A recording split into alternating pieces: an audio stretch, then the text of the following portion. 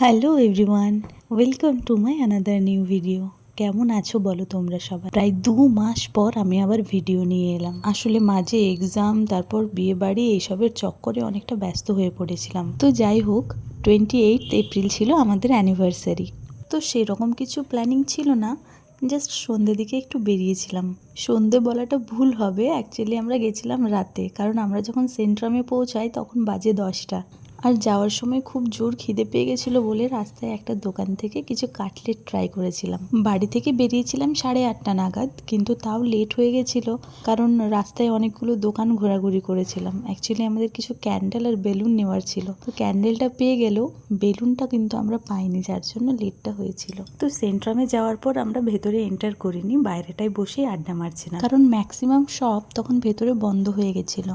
আর এমনিতেও সন্ধ্যের দিকে এই জায়গাটার বাইরের এনভায়রনমেন্টটাই বেশি ভালো লাগে। আচ্ছা, তোমরা যারা আসানসোলে থাকো বা আসানসোলের বাইরেও যারা আসানসোলটাকে জানো, তারা কিছু জায়গা সাজেস্ট করো তো।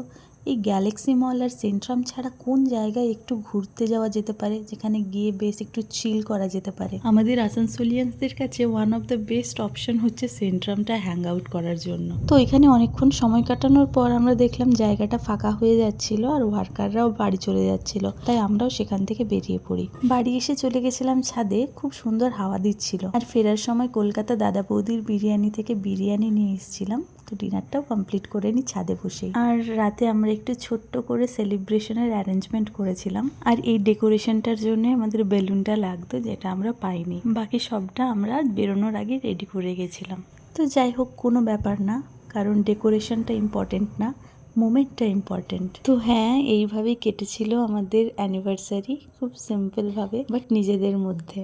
আর হ্যাঁ, তোমরা যদি আমার আগের বছরের অ্যানিভার্সারির ভিডিও দেখতে চাও, তো আমার চ্যানেলেই তোমরা ওটা পেয়ে যাবে। তো চলো, এখনকার মতো টাটা, দেখা হচ্ছে নেক্সট কোনো ভিডিওতে।